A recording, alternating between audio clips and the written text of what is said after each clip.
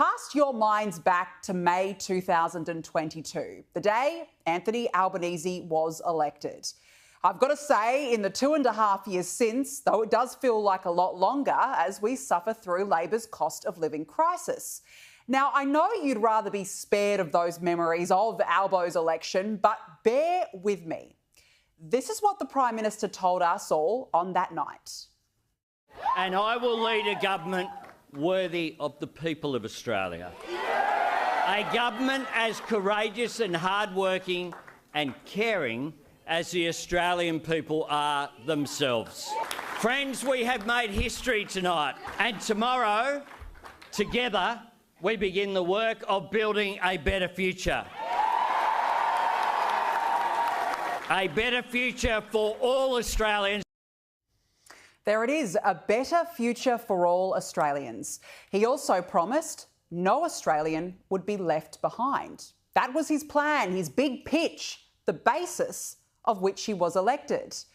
Yet, where has it got us, that promise of a better future? And the promise no Australian would be left behind? Well, it's got us nowhere.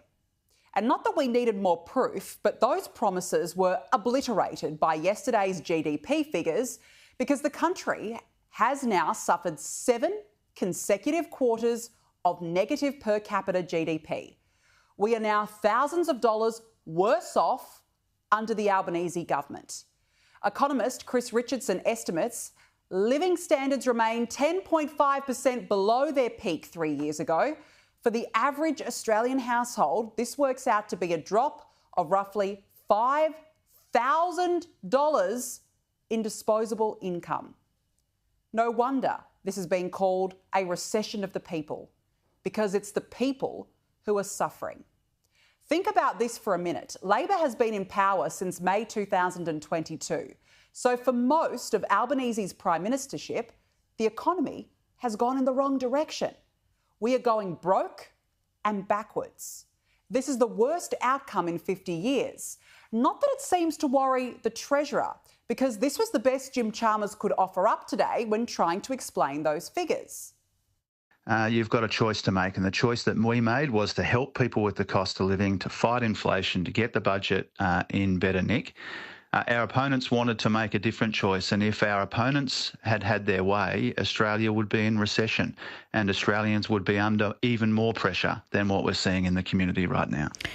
We know that the coalition is a risk to the economy and a risk to household budgets because we know their record. So he's now blaming the coalition. This is a Treasurer with his training wheels on. He has lost control of the debate. Jim Chalmers is not taking this crisis seriously, and this is a crisis of Labor's own doing. And it starts with record government spending fuelling inflation. It was the single biggest driver of economic growth in the September quarter, hitting $195.8 billion. The only time federal government spending has been this large was in the early stages of the COVID pandemic. This is totally unsustainable, and ultimately, we pay for it. And Labor has been warned multiple times by the Reserve Bank. In fact, Governor Michelle Bullock recently said families would have to make quite painful changes in the near future. This includes things like cutting back on their spending to the more essential items, trading down to lower quality goods and services, dipping into their savings or working extra hours. And some may ultimately have to make the very difficult choice to sell their home. It's frightening, yet here we are. And at the same time, big Australia keeps getting bigger. Under the failed Andrew Giles experiment in the immigration portfolio, a record 1.15 million migrants came to this country. It is sheer and utter madness to have allowed this many people into the country in the middle of a housing crisis while rents are soaring, roads are congested, and homelessness has risen. This has been a completely irresponsible immigration policy from the very start.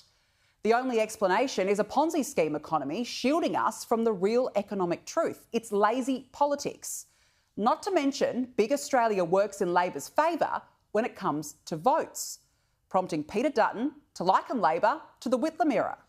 And let's be very clear, this period is akin to the Whitlam era. where the Labor Party near destroyed the economy. And the economy is being damaged at the moment by the Labor Party, and that's why costs for every product are going through the roof.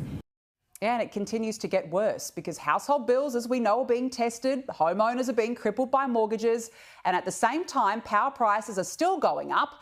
That's if the lights can even stay on under Labor's renewables fantasy. Last week in New South Wales, we were told not to use household appliances between 3 p.m. and 8 p.m. to ease pressure on the grid and avoid blackouts.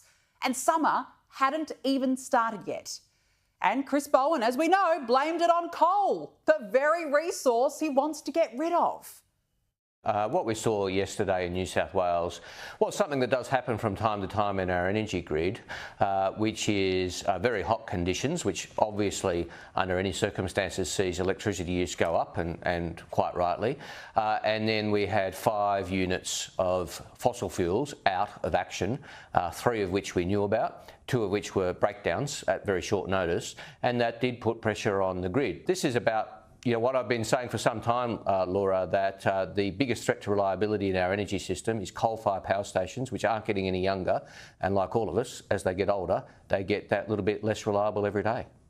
Honestly, you just have to laugh. I mean, we are still waiting, Chris Bowen, on that $275 in energy relief.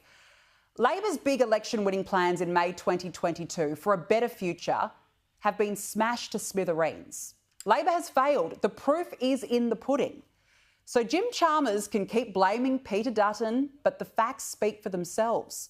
The economy is going backwards and people are being left behind under Labor.